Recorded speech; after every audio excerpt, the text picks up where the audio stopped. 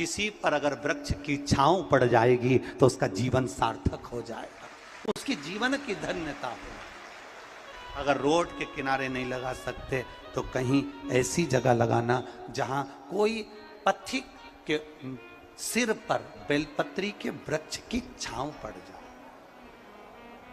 इतना कितना कहा गया है शिव महापुराण के अंतर्गत, कितना वर्णन करा गया।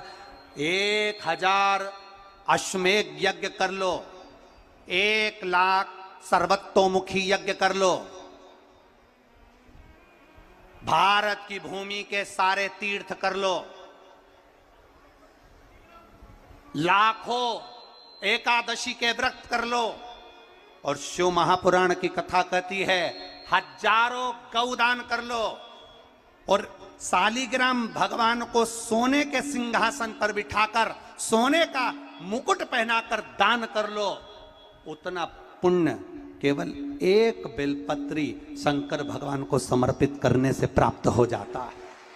केवल एक बेलपत्र, शिव महापुराण की कथा कहती है एक बेलपत्र समर्पित करने से वो फल प्राप्त हो जाता है। पर बेलपत्री भी कभी कौन से वृक्ष से तोड़ना चाहिए, कैसे वृक्ष की बेलपत्र होना चाहिए। कई लोग जरा जरा सा बेलपत्री का वृक्ष होता है, उस बेलपत्री के वृक्ष की बेलपत्र तोड़ लेते हैं, उस बेलपत्री के वृक्ष की बेलपत्र तोड़कर शंकर भगवान को समर्पित कर देते हैं। ना ना, बेलपत्री का वृक्ष कैसा होना चाहिए, जिस बेलपत्री के वृक्ष की छांव हम पर पड़ रही हो, जो हमारे मस्तक से नहीं, हमारे दोनों हाथ खड़े होने के बाद हम ऊंचा करें और उस पर भी उस बेलपत्री की पत्तियां स्पर्श ना कर पाए, हमारे हाथ पर भी बेलपत्री के वृक्ष की छांव हो, ऐसे बेलपत्री के वृक्ष की पत्ती तोड़कर शिव को चढ़ाई जाती है। ये नहीं कि छोटा सा बेलपत्री का पौधा तुम्हारे घर में लगाए, गमले में लगाए, उसी की पत्ती तोड़कर भगवान को चढ़ाते जाओ, तो ये हम पुण्य नहीं कर रहे, ये हम पाप कर रहे हैं। हमारे ऊपर बेलपत्री की छांव हो और उसकी पत्तियां ली जाए, तब तोड़कर भगवान शिव को समर्पित करी जाए, तब वो पुण्य प्रावधान करते हैं। जरा जरा से पौधों की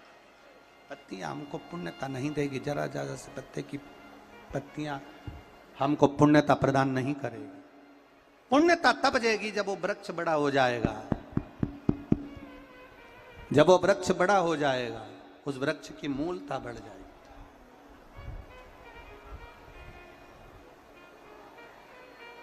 उस वृक्ष की आनंदता बढ़ जाएगी।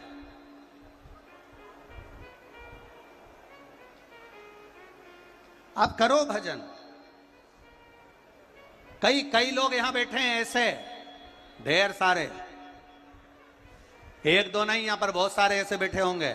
सावन का महीना आया, बेलपत्री तोड़ना है, पूरी की पूरी डाली तोड़ कर लिया है, डाली तोड़ के लाए, पत्तियां निकाली, डाली को उठाकर फेंक दिया और उस पत्तियों को पूरे मोहल्ले में बांट दिया। जी जी तुम भी लो, काका जी तुम भी लो, फूफा जी तुम भी लो, मामा जी तुम भी लो।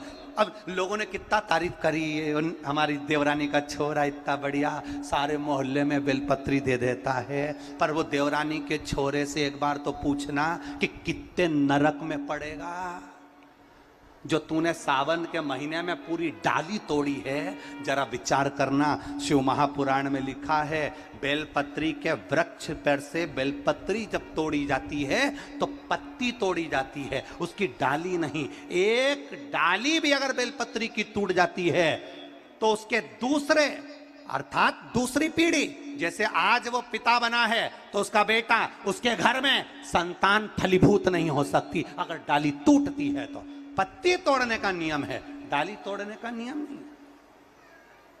पत्ती तोड़ने का नियम है, अब पत्ती तोड़ो चढ़ाइए, बेलपत्र लाइए चढ़ाइए,